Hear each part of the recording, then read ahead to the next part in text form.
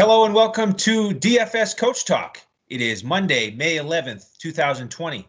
I am Andrew Hanson, joined once again by Shane Caldwell. And Shane, as this is a Monday show, what that means is last night, Sunday night, we had the most recent 2 episodes of The Last Dance.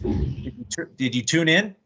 Yeah, absolutely. The Last Dance has been like, for us sports fans, it's been a savior during this kind of lockdown, quarantine status, everything going on in the world. It's really been a lifesaver in terms of having something that's like appointment TV that you're looking forward to and you're excited. And it's just amazing how well they've done that documentary, the way they've arranged it with the timelines and just the interviews that you get with Michael Jordan.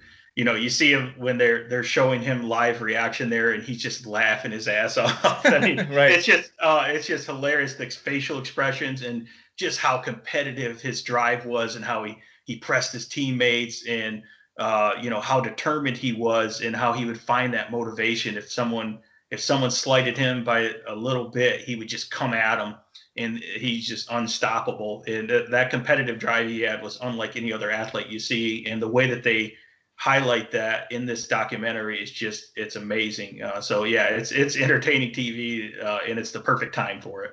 Yeah, it is funny when he's talking about his opponents back in the day, even the really highly respected defenders like Gary Payton, the glove, and he just sort of chuckling at the notion that Gary Payton, slowed him down in the finals that year.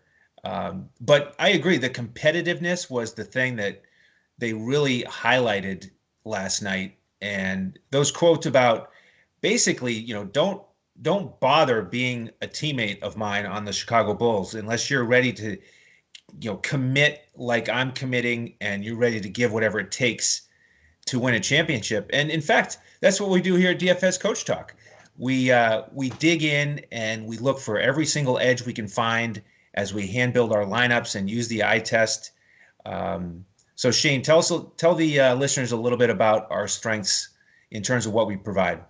Yeah, so we break down all the analytics and the statistics to understand how to gain a competitive edge there. But it's really our advantage of watching film and understanding coaching philosophies and seeing the eye test and identifying all those other elements of the game that we have an in-depth understanding of, so that we can find a competitive edge and know how to attack certain teams and know which players to play. So that's really our advantage there, is the eye test and the understanding of the game and the overall philosophies of teams, because you really have to look a couple layers deep to find an edge. Yeah, that's right. And we've started to do these podcasts, the daily podcasts, by video. And one of the nice things about doing it by video is you and I and the rest of the DFS Coach Talk crew, we're never going to come to blows like Michael and Steve Kerr. Yeah. That was pretty intense. So that's the key, is we avoid the scuffles within the group, as we build a consensus with our lineups and our general advice on players every night in NFL, NBA, and MLB. And of course, right now we're focusing on the NFL as we continue our 32-day virtual tour of the NFL. We are wrapping up the NFC North today with the Green Bay Packers. You and Mike covered the Vikings yesterday. We had the Bears on Saturday with Mike and Santino. You and I did the Lions last Friday. So all of these podcasts are available on the YouTube library. So we encourage you to go in whenever you have a minute, and you can zero in on any team you'd like to hear our breakdown for, as we try to get everybody ready for the 2020 DFS season in the NFL. Yeah, I mean, I love the NFC North because of all the history, the rivalries that you have, and even today's teams, you still have good, excellent rivalries and good history there. So, and it's a competitive, very competitive division. I think it's one of the better divisions out there. A lot of good defenses, a lot of star offensive players. So, yeah, so it's great to get this early in May and break down these teams, because as I keep bringing up in every podcast, these teams change so much each year. And that makes a big difference on DFS in terms of how you're going to approach these players and these teams and these matchups. The Packers probably didn't change as much as the Vikings, what we had yesterday, But the Packers did still have some significant changes and a little bit of controversy with their draft, which is interesting. And I think that the moves they made tell a story on what they want to do in terms of their philosophies, and we'll talk about that as we talk about different players. Yeah, so let's go into a bit of the overview on the offense and defensive side of the ball. Um, Last year, as the Packers went 13-3, of course, it was the first year for Matt LaFleur, and he and first-year offensive coordinator Nathaniel Hackett were in charge of the offense. I wasn't thrilled with their performance or the history of Nathaniel Hackett. So I'm curious on your thoughts there. And then they've got Mike Pettine, who's been there for 2 years as the defensive coordinator. So tell me about a little bit about their performance last year. Yeah, so I mean they were total offense 18th ranked at a little over 5,500 yards, and they were kind of middle of the pack in rushing and passing. Passing ranked 17th, rushing ranked 15th. They had a good rushing attack with Aaron Jones and Jamal Williams. Aaron Jones was really like the MVP of this team. We'll talk about him.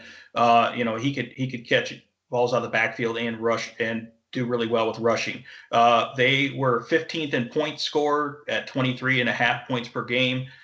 They did a good job controlling the turnover ratio. They only had 13 turnovers, which was second in the NFL. So, which brings me to my pop quiz of the day. Who was first? Let me see. This one. Yeah, it's actually not too bad. First team ranked team. Who do you think that was for the least amount of turnovers on offense? Well, I'd have to say the Patriots, with Brady being the other guy along with Rodgers, who doesn't like to throw interceptions. Maybe the other guess would be Drew Brees and the Saints. The Saints, you got it. Okay. So that's good. Yeah, that was the teams that I thought of too. They only had 8 turnovers. The Saints did for first place there, but yeah, only 13 turnovers for the Packers, which with their defense giving. We'll talk about the defense getting a lot of takeaways. They were third in the NFL at a plus 12 turnover differential. So that's why this team was able to get the 13-3. They weren't spectacular in any of the stats, really. They just were really efficient at controlling the game and not giving up, not losing the game. They won a lot of close games, and and they also won in the playoffs against the Seahawks. So really, for a first-year coach, very smart football, and were able to run the ball and still have a respectable passing game despite all the injuries. So it was solid season at 13-3, first in the NFC North. And they lost to the 49ers, but the 49ers were kind of on fire at that point in the NFC Championship. So Yeah, they were. And I do agree. I mean, those traits that you mentioned, fostering a mentality of, ball control, winning the turnover battle, and finding a way to win 13 games. Certainly there's a lot to be said for Matt LaFleur and company. But you kind of referenced the passing game as an aside, and Aaron Rodgers is there, and so I'm looking to see offensively, what can they do in the passing game to have that be more of a threat. If you can run the ball and opponents can't stop you, fine, keep running it. But I'd like to see them really take advantage of Aaron Rodgers. So we'll get to that as we break down the offense. But on the defensive side, strong in terms of low points. They were ninth in points allowed and decent against the pass, but they struggled against the run.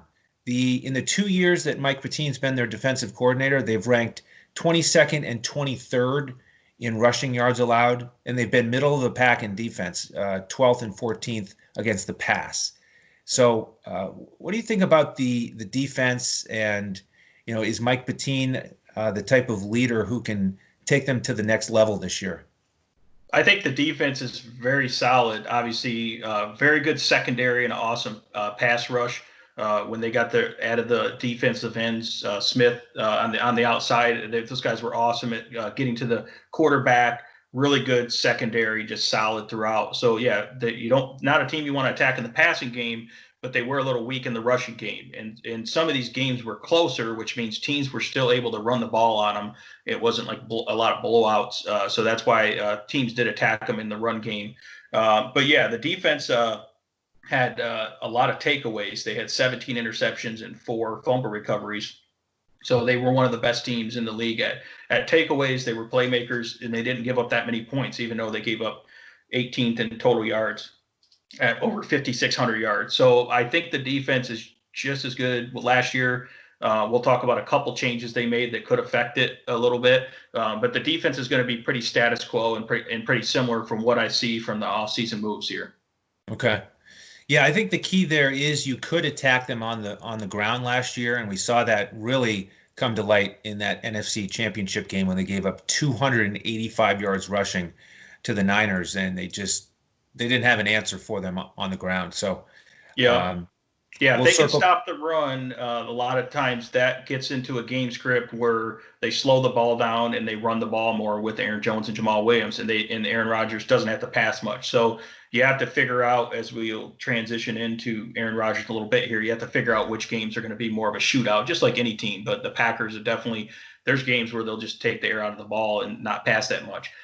Part of that was because of the injuries, though, they had at wide receiver. They were depleted there throughout the year as well. The other thing, let's talk a little bit about the changes they had in the offseason here, because they did have a few additions. So they added, so they lost Blake Martinez, who was their top linebacker. You know, the guy had over 100 tackles. I mean, he was just a tackling machine in this defense. So they did lose him. He went to the Giants, and then they added linebacker Christian Kirksey to take over for him, who used to play for the Browns, who was a solid linebacker at the Browns there. And then on offense, they lost Brian Bulaga, their starting right tackle, and they signed Rick Wagner, who used to play for the Lions. Rick Wagner did not have a great season last year. He gave up a lot of pressures and gave up 3 sacks. So he wasn't great, but he did have some injury issues. So they're hoping he has a bounce back year, but the Lions did cut him before his contract was up. They also added Devin Funchess, so they're hoping Devin Funchess can make a career comeback. He didn't really do much last year. He was injured with the Colts, and he's a big target, almost like a hybrid tight end wide receiver. So hopefully he can help in the passing game. And then, of course, they lost veteran Jimmy Gran in the tight end. That kind of leaves a void there at tight end. And they lost some other linebackers. Geronimo Allison, the wide receiver, went to the Lions. So quite a few changes here. But I don't see anything significant. They found fairly decent replacements for him, and it still remains to be seen whether Devin Funchess is going to make a contribution, but I think that he could be a red zone threat. So that's kind of what I'm looking at for the changes. Okay, great. So let's start with Aaron Rodgers. We've talked about guys that he's lost in terms of Graham and Allison. We've got Funchess now in the mix. And then, of course, there's a new quarterback in the room along with him, whether he likes it or not, with Jordan Love. But Rodgers is coming off another very solid year. He got 4,000 yards. And this guy, you know, with Michael Jordan still on the mind, this guy is a real competitor too. He goes about it a different way.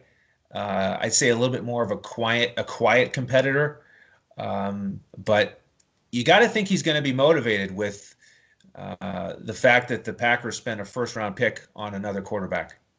Yeah, I mean, it was a controversial issue. I mean, that was kind of the offseason story for the Packers is they're in a win-now mentality. They're coming off a 13-3 season with the playoff win, and Aaron Rodgers is a Hall of Fame quarterback, Super Bowl winning quarterback. So they have the team now to set up for a Super Bowl run.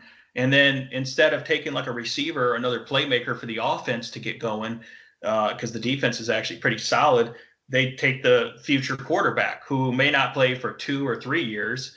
And we'll talk about whether we think he's going to be successful or not. But there's a lot of question marks with Jordan Love. And to take him with the 26th overall pick, they must be really high on him. But the question is, does it help the team to win this upcoming season? And the answer is probably not. So that's the issue there. But, you know, he does provide a good backup quarterback because Aaron Rodgers has had a little bit of injury history the last few years. And he's not getting any younger. So that's part of the mentality as well, is you can develop your future guy and hopefully have a quarterback that can win some games if your starting quarterback, your Pro Bowler, goes down with an injury. So that's kind of the way I look at it. But I can see where people would be not happy with that pick. Yeah, you know, it has been controversial. I actually support it more than most.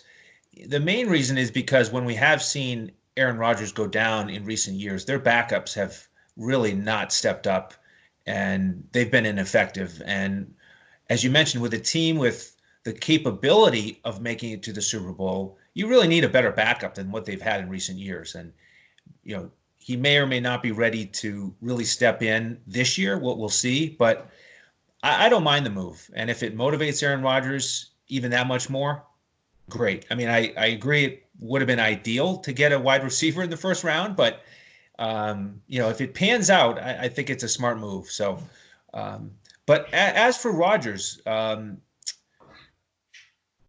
26 touchdowns, only 4 interceptions. So he certainly did his job. Do you think we'll see some bigger games out of him this year, or do you think the rushing attack is really going to continue to lead the way in terms of touchdown production? I would say Aaron Rodgers will be slightly better this year because I'm expecting that hopefully he'll have better chemistry with his wide receivers, better continuity there in terms of them staying healthy. Because the problem when Devontae Adams went out for 6 games was his main target.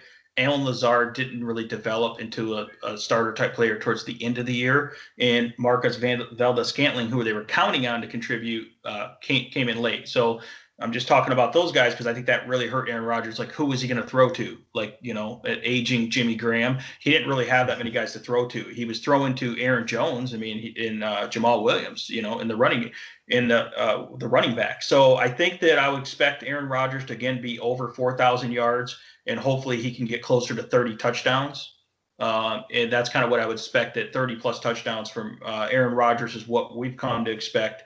And I know he's had a couple off seasons, but yeah, I expect him to be a little bit better in this offense. I think they have a great offensive line. The running game helps him. If the wide receivers can stay healthy and Devin Funchess can contribute, then I think I do like the outlook for Aaron Rodgers. But again, you better watch what the matchup is, because when he gets into some of those ugly divisional matchups with like the Chicago Bears defense, it doesn't always contribute. It can be an ugly, 13-10 type game in some of these NFC North battles. So you have to be careful. Last year, his big game was against the Raiders, and that was at home, a non-divisional opponent that had to travel west to east and play in the early game. And Raiders were able to score on him, which allowed Aaron Rodgers to keep passing. So he ended up with over 46 DraftKings points that game and over 43 FanDuel points. So it was a huge contribution. His other big games were like 30 points, 28 points on DraftKings. He was in that $6,000 to $7,000 price range, which wasn't too bad. And then on FanDuel, he had 43, 28, 27, 26. He was in that 7.6 to 8.3K price range. So he was in the middle higher tier price range, but you really had to pick which games you thought was actually going to be a higher scoring game where he had pass volume, because at times the defense and the running game would dominate. Yeah, and I agree. We certainly want to target him in the shootout games. Oftentimes that'll be a non-divisional game. And looking at the schedule, the Packers play all the teams from the NFC South. So we're going to get to see some fun possibilities early in the season. They play at New Orleans in week 3, and they play at Tampa Bay in week 6. And those are going to be games to watch as potential shootouts, where you get Hall of Fame quarterbacks on the other side, slinging it and trying to one-up their opponents. So a lot to look forward to there. And we've touched on Jordan Love a little bit. Let's break him down just in case he does get out there. What type of quarterback do you project him to be once he gets his chance in the NFL? Yeah, so you hear people talking about comparisons to Patrick Mahomes, and I can see the comparison. A big athletic type quarterback who can throw from multiple angles and a great arm talent, except for, last year he really took a step back, completing 61% of the passes, 3,400 yards, only 7.2 average, but he had 17 interceptions. So 20 touchdowns, but 17 interceptions. That's not what you're looking for. And he's playing out in the Mountain West Conference at Utah State against not that good a competition. The scouting report says that he has a little bit longer delivery, way he kind of winds up, and he can telegraph some passes. So when defensive coordinators find out and scout him, I think that the defensive secondaries are going to tee off on this guy. And I don't think it's a good combination if he threw that many interceptions last year in the Mountain West and when you're going up a competition. So the question is here's another NFL comparison. Is he Patrick Mahomes or is he Deshaun Kaiser, who tried to play for the Cleveland Browns? Or what I believe he is, if he can develop and improve with the coaching staff there and being under Aaron Rodgers, he might be somewhere in between, like a Tyrod Taylor type player. So that's kind of the Yeah, way I look at him. I like those comparisons. I could see the Taylor comparison. I do like the touch that he shows on his deep passes. Kind of reminds me of Aaron Rodgers, actually, the soft touch that he has. But the 17 interceptions is unacceptable. And Rodgers will be a great guy to learn from in terms of better decision making to keep those turnover numbers down. And hopefully Love can be much more like he was in 2018 when he had 32 touchdowns and only 6 interceptions. Now, the one other thing about Jordan Love is, in terms of his highlights, I really liked some of those plays where he kept the ball and sort of ran that option in the red zone. You pulled up the stats. He ran for 7 touchdowns in 2018. He didn't have really a good yards per attempt, but to me, he just looks a lot more mobile than Aaron Rodgers, and I think that's one part of his game that could really be a difference maker down the stretch. Yeah, I mean, his strength is his size and his he's got pretty decent speed and athleticism, and he's got a good arm. So he's that prototypical specimen for quarterback. But the question is can he have the discipline and the arm motion and everything to be able to make quick throws and make good reads? And he didn't show that last year. So it's a big concern. And like I said, I keep bringing up, it's not very good competition in the Mountain West division. And we're stepping up to the NFL. So that's why it's going to take him a while. And he has time, because I think Aaron Rodgers should play at least 2 more years, but we'll see. So it created a little bit of a controversy, but the quarterback position is extremely important in the NFL, and I think it provides them a good backup quarterback that they can develop along the way. And it's really important to have a backup, because this defense is really good and the running game's good. So you can still win games with the backup quarterback, hopefully. And especially if you have a guy like this as a young talent. So let's hope that that's the case here. But yeah, so in that case, it's worth it. And also, you got to keep in mind where they were picking some of those top wide receivers. Most of them were already gone, and they would have had to reach a little bit on a later wide receiver at 26. And I don't know if that would have been worth it. Right. Well, interesting that they just never even went that route. Yep. But they did pick a running back and a tight end. So let's start to talk about the backfield, which is a very important backfield in fantasy. Aaron Jones and Jamal Williams combined for 25 touchdowns last year, 17 on the ground and 8 through the air. They're both in a contract year, and they went ahead and drafted A.J. Dillon at the end of the second round. So let's break this down here one at a time, starting with Aaron Jones. Yeah, so Aaron Jones is coming up. He's coming off a career year. He was the fantasy running back 2, only behind Christian McCaffrey. So if you targeted Aaron Jones last year, you made a lot of money. He did well in daily and seasonal leagues. So Aaron Jones was an unexpected star. They finally got a little bit of volume. Jamal Williams was okay, but he had a couple games where he went out as well. But yeah, I mean, this guy, 19 total touchdowns last year, over 1,000 yards in rushing, 4.6 average, which is awesome. He caught 49 passes, so very valuable in PPR, and 3 touchdowns. And he had almost a 10 yards per catch. So Aaron Jones was a superstar, and he was probably the MVP of this team last year, and a big reason why they were 13-3. This guy just 19 touchdowns. So the problem is with that type of year, he's kind of due for some regression here. You can't expect 19 touchdowns again. And I still think that they really like Jamal Williams. Jamal Williams is actually probably a little bit better of a pass catcher, even though Aaron Jones is quicker, right? Because Aaron Jones did have some drop issues last year. So I think that this is pretty much like a 60-40 split. Aaron Jones 60, Jamal Williams 40%, which tells me there's regression due for Aaron Jones. Aaron Jones is in a contract year. It's his final year of his contract, and I don't think the Packers are bringing him back. So maybe they'll just run him like crazy for his last year. I don't think they're going to pay him what he's going to demand in free agency, probably upwards of $12 million a year. And I think that's why they drafted the rookie A.J. Dillon out of Boston College. So I like Aaron Jones. He's still a guy that I will target in certain matchups, but don't expect the type of production we got out of him last year. You have to be a little bit cautious there.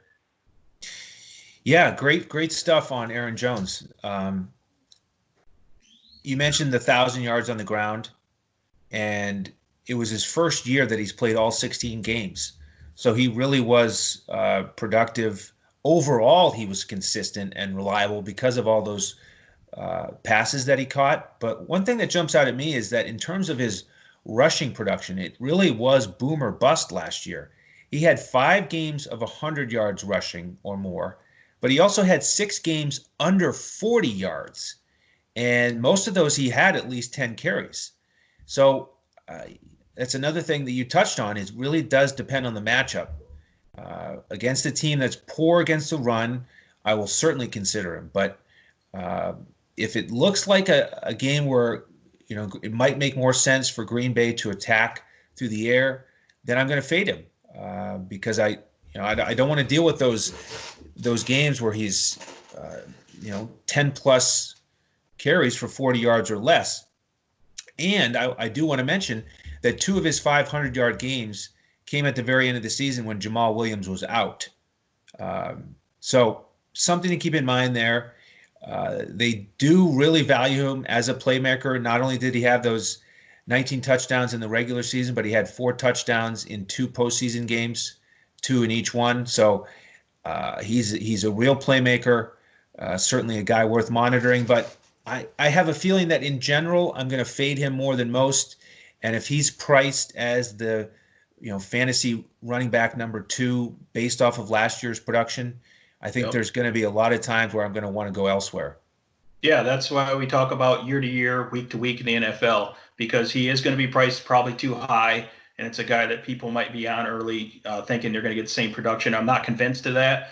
I think that Jamal Williams, the Packers actually drafted 2017 in the 4th round. They actually drafted him before Aaron Jones in the 5th round. So Jamal Williams making a little bit more money than Aaron Jones, which is pretty funny considering the production last year. And I think that they're going to try to re-sign Jamal Williams because they love him in that 3rd down. They love him in pass protection, and he's got great hands. So he's good as a runner too. I mean, he's a little bit bigger than Aaron Jones, and he's got great hands and great ability to catch the ball out of the backfield. He had 5 receiving touchdowns last year. So I will expect, like I said, a 60-40, in some cases closer to a 50-50 split. Aaron Jones does have a history of injury. He had a great year last year, 16 games, but we might not expect that this year as well, right? He might miss a few games. So when you add all those things up, it's a slight downgrade for Aaron Jones, even though he is a dynamic talent. And I expect the Packers to probably re-sign Jamal Williams to a cheaper deal and keep him on the team as their 3rd down back and sometimes 3 down back in certain situations. So Jamal Williams last year, 460 rushing yards. He only played 14 games, though.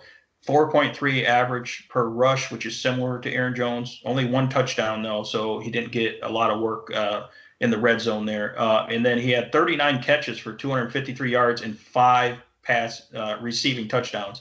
So they really trust him there in the receiving game. So it's funny because he's a bigger back. You wouldn't think he's more of a PPR back, but he really is their PPR back. Aaron Jones is more explosive in the pass game, had a much bigger average. He could hit you with those wheel routes, and he had a good run after the catch. But Aaron Jones also dropped some key passes as well and didn't show quite as good at hands and concentration. So that's kind of where we're at. Jamal Williams, if Aaron Jones goes down, it's a guy that you fire up. I don't know if he has standalone value. It's a little bit difficult there. But maybe, like you said, if it's a matchup where they're on the road and they're expected to be underdogs and they're going to have to come from behind, I can see them throwing Jamal Williams in there and trusting him more for that hurry-up offense in the passing game. Yeah, I actually had some decent success playing Williams and searching for the right matchup. You mentioned his hands. He has a catch rate of 87%, which is outstanding. So I'm with you. I think that if I had to predict right now, he's the one they're going to re-sign. They're very happy with his production as a 3rd down back. And if A.J. Dillon shows the type of promise that they're hoping for as an early down runner, then that's the backfield they'll go with. And you also mentioned, Williams being a guy that you can plug in if Jones is out. He did have 5 games last year with 10-plus carries. They've got to be thrilled with that 1-2 punch, hoping for a similar return on investment this year. But as we've mentioned, they did draft A.J. Dillon, So talk to me about this big, strong, bruising running back out of Boston College. Yeah, so he came out as a junior, but this guy had, I believe it was over 800 carries in 3 years at Boston College. So this guy was a bruiser, a high volume type rusher. Boston College really liked to run the ball a lot. He's 6 foot, 247 pounds, so he's a beast there. Had a great combine, 4.53 40 at that size, which is pretty amazing, and a 41-inch vertical. So he showed explosion, top end, long speed. The problem is he rates out really poor for like the agility and the quickness and the cutting. So he's really slow in terms of cutting and moving and finding holes, that vision part of it. And I don't think he's going to be able to come into the NFL and just completely dominate physically and find as much room because of his lack of agility and quickness. So that's kind of the knock on him. So I think he is a good early down workhorse type back. He's big and physical guy and still has some home run speed. Last year, he had 318 carries for 1,685 rushing yards. So a true workhorse back and then he had 5.3 yards per carry and 14 touchdowns. So he was very good there in a high volume role. It's just in the NFL, it's a little bit different. You can't always dominate physically as much. And then some of the scouts are predicting that maybe he'll lose a little bit of weight so he can gain a little bit of quickness in the NFL there because he's pushing 250 pounds, a little bit big. It's almost like a fullback size. But yeah, I think he is the early down running back for the Packers. It's their future guy there, and I think they're going to mix him in a little bit this year, but really probably 2021 is going to be the year where he is a really good back for fantasy for being able to get have touchdown upside, and be able to get a lot of volume in the early down rushing game. I agree. And if you haven't seen his tape yet, I encourage you to go watch some of his highlights. When I first watched his highlights, the guy I started thinking about was Derrick Henry. And you mentioned the missed tackles. He broke 198 tackles in 3 years, and he has been a workhorse. 842 carries in those 3 years, to be exact, over 4,000 yards. But I started to, look at his numbers, and with that comparison to Derrick Henry in the back of my mind, check this out. Dylan tips the scales right now at 247. Derrick Henry is listed at 247. And then how about their speed? A.J. Dillon was clocked as a 4.53 in the 40. Derrick Henry, 4.54. So very similar profile, but I agree. The real difference is that agility. Derrick Henry can certainly cut and make people miss. The ability to stop and go, acceleration and quickness and overall strength. He's, Derrick Henry still obviously in that elite category where Dillon is really good, but not quite there. Right. It is going to be fun to watch him, though, and see how much he can break tackles at the next level. So, all right, great work there on the running backs. Let's transition to these pass catchers, starting with a fellow named Davante Adams, who has been rather productive in fantasy in recent years. Yeah, Davante Adams is going into this year as one of the hottest receivers. I mean, the guy, he had a toe injury. It was one of those turf toe situations, so he missed 6 games. So that really dampened his fantasy season last year. But then once he got that momentum at the end of the year, the guy was absolutely dominant. So he was obviously Aaron Rodgers' go-to guy. You trust him. This guy is a great route runner. He can line up inside in the slot or outside. And, he takes on elite level cornerbacks and typically still does well. And DraftKings, he had some of his best games were 39 fantasy points, 31, a couple 26-point fantasy games, 22. And he ranged anywhere from like 6.5 thousand, 6,500 to 8,000 range. So if you could catch him on some of before his price went up at the end of the year, when he had a couple big games, that was huge upside. He still did well on FanDuel as well because he had, pretty good production there where he's still had 32, 23, 21, 20, and 18. Didn't have quite as many touchdowns, but he did only play 12 games as well. He only had 5 touchdowns overall. But yeah, ton of volume, really good average yards per catch, and he's going into this year as one of the top wide receivers. And again, it's going to be a game script type thing where you're going to want to target him when they're going to have a lot of passing volume, because some of these games they're not going to get much passing volume. But yeah, really high on Davante Adams. What do you think about him? Yeah, I am too. Really impressive that he was 3 yards short of 1,000 in only 12 games. It was disappointing in terms of the 5 touchdowns, but look at the 3 years before that: 12, 10, and 13. He's averaging 85 to 90 catches per year. And the thing for me was thinking about just how the season progressed for him. He started off slow, had the toe injury, and then down the stretch, 8 of the last 9 games, he had at least 10 targets. So the way I look at it, Rodgers and Adams were a little bit frustrated early on, trying to get used to Nathaniel Hackett as the new offensive coordinator, trying to get used to LaFleur.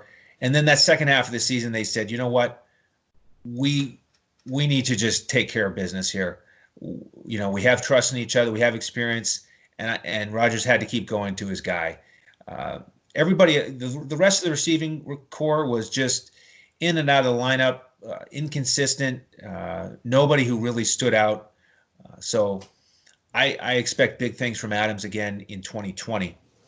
Yeah, I mean, he had 127 targets, in only 12 games, converted those to 83 catches and almost 1,000 yards. So, yeah, so if that keeps up, he's good. I kind of worry about them not having too many other weapons that if in certain situations, Davante Adams, if he's going up against an elite level corner or they're double teaming him all day, he could have a couple dud games here and there. So that's one of the things you have to always look out for with Davante Adams and the way this offense is.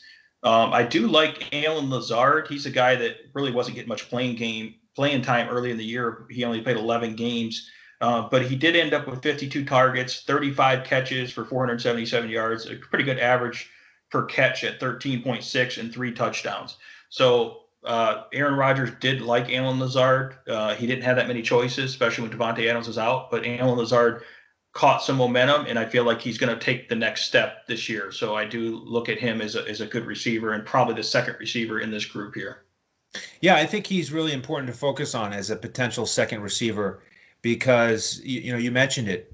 He didn't get any targets in the first 5 weeks. But then starting in week 6, he averaged 4.7 targets per game, which was more than anybody other than Adams. Marcus Scantling really dipped down. During that same time period, he only averaged 2.4 targets per game. Geronimo Allison, who's gone, he was out there a lot last year. He played 59% of the snaps, but he only ended up with 34 catches, and it was, pretty consistent. 2 catches here, 3 catches there. He just was not very productive. So to me, Allen Lazard really stepped up and looked like that number 2 receiver with the most trust between Aaron Rodgers and Lazard. And I got to mention, unfortunately, I know you're a Detroit guy, but we may need to target Allen Lazard against Detroit because in week 6, he had 4 catches for 65 and a touchdown. And then in the last game of the season, he had 4 catches for 69 and a touch. Those were his 2 best games. So for whatever reason, that was a matchup that Rodgers and Lazard really did well in. But after that, who are you looking at next, MVS or Devin Funchess? Well, I would probably have to say early in the year, you're still looking at MVS because he already knows the offense and he has some rapport, and we don't know how healthy Devin Funchess is or what his role is. So MVS is still kind of that speed, big play threat that they were last year. We were really high on him coming into the season, and he just was a disappointment. He did flash in a couple big games. MVS did. I think he had 2 big games, so it was like 24 and 21 fantasy points. So he's the type of guy that can flash. He's more of a GPP showdown type target. But yeah, I would expect him to still be in the mix. And then especially for red zone production, Devin Funchess is that taller, more athletic guy. You can throw a fade route to him, hit him over the middle. So I think Devin Funchess throughout the year will get more involved and probably overtake Valdez-Scantling, kind of like Lazard did to him last year. So that's kind of what I'm looking at. But yeah, Devin Funchess is kind of going to be like a wait and see approach type guy because he's really hard to trust at this point. Yeah, I'm with you on that as well. MVS just really faded. other than those two big games you mentioned. The second one was against Oakland in that shootout in week 7. But after that, he only had 5 receptions the rest of the year. Just Yeah. almost disappeared. So Yeah. I think Devin Funchess will certainly have an opportunity. He only played one game last year for the Colts. He was out with a collarbone injury, but you got to figure he'll be healthy and ready to go. And as soon as he can get up to speed with Aaron Rodgers, they'll give him a chance. This is a guy who's averaged about 40 catches for 550 yards and 5 touchdowns. You mentioned his size and a great red zone target. So I think he'll be a key guy to watch. It's not like MVS did anything special where they're going to make sure he has a role. If Funches can show that he's going to, be more productive with Rodgers, you got to figure the Packers will give him that chance. Yeah, I mean, you could almost look at Funches as I look at him as almost like a hybrid tight end, like a big slot tight end. So he could take some of those roles that Jimmy Graham had last year because Jimmy Graham's not there. And we're going to talk about some of the tight ends, but I feel like he's almost like a red zone target, almost like a tight end, playing wide receiver, but he could line up in the slot and, really cause some mismatch issues. Yeah, and there really are some opportunities here for new receivers with the Packers, new pass catchers, because as we mentioned, Allison had 34 catches, Jimmy Graham had 38 catches. They combined to get 20% of the targets last year. They're both gone. And so there is a real opening with the tight ends. It's an interesting group. You've got Mercedes Lewis as the 14-year veteran who caught 15 balls last year, 1 touchdown. Do you think he'll get the nod as the early in the season tight end likely to get the most targets, or do you think it's going to be somebody else? I think it's going to be someone else. I think Mercedes Lewis is going to be mostly blocking. I don't think he's going to be running a lot of routes, getting a lot of targets. So it's not a guy that I think is going to step up big. He hasn't really had a good season receiving since like 2010 with the Jaguars, and that's a long time ago. So I don't really expect him to do that much in the receiving game, outside of occasionally catching, maybe getting a touchdown, like a fluke play. I think I like Jace Sternberger as kind of a sleeper. He was a guy that they drafted and planned on kind of being the developmental guy and behind Jimmy Graham last year, and then he got injured in the preseason game and was placed on IR. So he never, he came back at the end, played like one game, caught a touchdown in the playoffs. But Sternberger is a guy that I think that Aaron Rodgers is going to like because he's a big target. He's another one of those big slot type tight ends who could line up everywhere. And his last year at Texas A&M, he had 832 receiving yards for over 17 yards per catch and 10 touchdowns. So the guy did produce there. So he's a guy that could come out of nowhere. But traditionally, this Packers offense hasn't really produced a lot of production for the tight end position. But you will see some production out of Sternberger and more Mercedes Lewis, I think, just more of a blocking type tight end. And like I said, Devin Funchess could play some of that almost like a tight end type role, offline, lining up in the slot. So that's kind of how I see the tight end position here. Yeah, Sternberger really could be a surprise early in the season, so we'll keep an eye on him in the preseason. He's got to be feeling good after catching that playoff touchdown. And very strange to not have any catches in the regular season. I know he was injured, but then to show up and score in the postseason. And then, of course, as you mentioned, Rodgers doesn't typically look to the tight ends historically, but maybe this guy will build off that playoff touchdown success. The other guy who got in the end zone last year for the Packers is Robert Tonyan, but he only had 10 catches, only played 18% of the snaps, so not expecting too much out of him. The other guy we need to mention here is the third-round draft pick. The Packers went with Josiah DeGuara in the third round out of Cincinnati. Do you see a role for him with the Packers this year? Yeah, as I was telling you earlier, I view him as they drafted him. He was a target for them as a specific role as a fullback or like a halfback fullback type guy. He's definitely going to be. He's really showed really good blocking at Cincinnati. So I see him more of a guy that they're going to use in the power formations to run the ball more effectively and use him more of a fullback because he's a little undersized for a tight end. but he's perfect size for a fullback. He showed good athleticism and just an all-around good player. He can do a little bit of everything. So there will be times where they'll target him in the passing game, but I see him primarily as a fullback type blocker, and is really going to help the run game. And that's a specific role. And if you look at how they drafted A.J. Dillon in the second round and Josiah DeGuara in the third round, who I project as a power fullback, that's a power running game, and that tells me a lot about what they want to do going forward here. It's a power running game and a near elite level defense, and I think that's the way they believe they can win games. That wouldn't shock me to see that approach in the black and blue division. Yeah, the NFC North. Yeah, going back to the old Lombardi days, right? And then while Aaron Rodgers is still there, he can hit you with the big plays and pick you apart when he needs to. But I think overall, again, similar to the Vikings, they want to run the ball. They want to wear teams out, dominate on defense, dominate the turnover differential, and just play smart football. And then if they need to score, they still have Aaron Rodgers, who's one of the best quarterbacks ever, so they still have weapons there. But I think that's what they want to do, and that's what this draft is telling me. Excellent.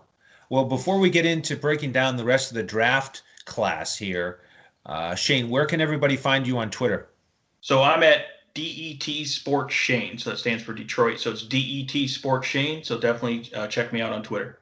Excellent. And you can find me on Twitter at Language Olympic. So look us up. You can also find our crew at DFS Coach Talk, and the website is DFSCoachTalk.com. That's where you can go and pick up one of our memberships, weekly, monthly, or annual. And those memberships are frozen until we get MLB or NBA back up and running. But as a member, you'll have access to all of our advice on the KBO, the Korea Baseball Organization. First week is in the books. We had a really successful first week at DFS Coach Talk, helping our members build winning lineups. So come and pick up one of our memberships if you'd like. And while it's frozen, you basically have free access to our advice on the KBO. So, Shane, let's wrap up with the draft talk.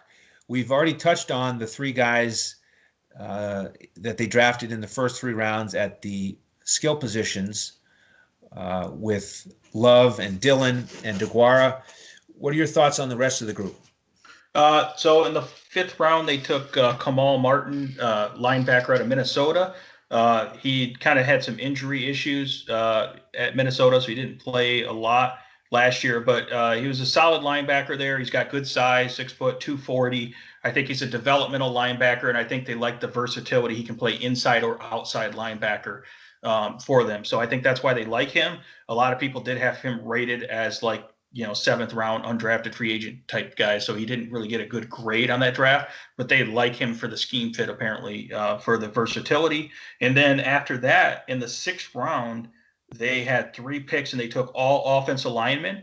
And I feel like they're building their offensive line depth and potential starters for the future to help save money there on that position as well. They've always had a good offensive line, and they're very good at developing those guys. So they took offensive tackle John Runyon out of Michigan, who his dad was like a Pro Bowl offensive lineman back in the day. The guy has a great pedigree, not an amazing athlete, but he still had a pretty good workout at the combine, and big physical guy and just a tough, good offensive lineman. He could play guard at this level as well. And then you also have Jake Hanson, who was a center, who's a really strong, solid center at Oregon. So always good to get a Hanson in there. Yeah, exactly. You got to have a Hanson. Yep. So that's another good developmental guy for center. And then I like the offensive tackle out of Indiana, Simon Stepaniak, and he was kind of like the workout warrior for bench press. He's a real strong guy. He had like 37 reps at the combine for the 250-pound bench press. So that was pretty impressive. So strong guy. So those are type of guys that have good talent and strength, and they just develop them in terms of their technique. And that's what the Packers are good at, developing these offensive linemen. So that's good depth there that they got in the 6th round. And then they got a safety, Vernon Scott, out of TCU, who wasn't really highly touted, but he was a decent player there. So he's the guy that they'll develop at safety. And then they got an edge rusher in the 7th round out of Miami, Jonathan Garvin. And I think this guy can play rush linebacker on the outside, and he can also play defensive end. He's got pretty good speed, size. really long. He's got good length and good bend around the edge. So I think for the 7th round, he's actually a good edge rusher type prospect and out of Miami, who didn't really produce that much there, but could develop in the NFL. So overall, I think it's a pretty decent draft. I know most people graded it really low because of the Jordan Love thing, but if you look at the value of the position of quarterback and the fact they didn't really have a backup quarterback and Aaron Rodgers can't play forever, it remains to be seen. It's just like any draft grade. We got to see how Jordan Love develops. We got to make sure he's not the next Deshaun Kaiser.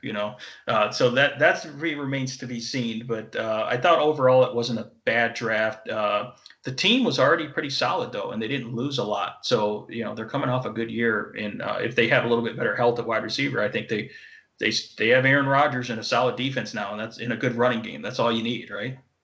Yeah, that's a great start right there. Aaron Rodgers and a strong running game. And I'm already looking ahead to next year when you and I sit down to do a preview of the 2021 Packers.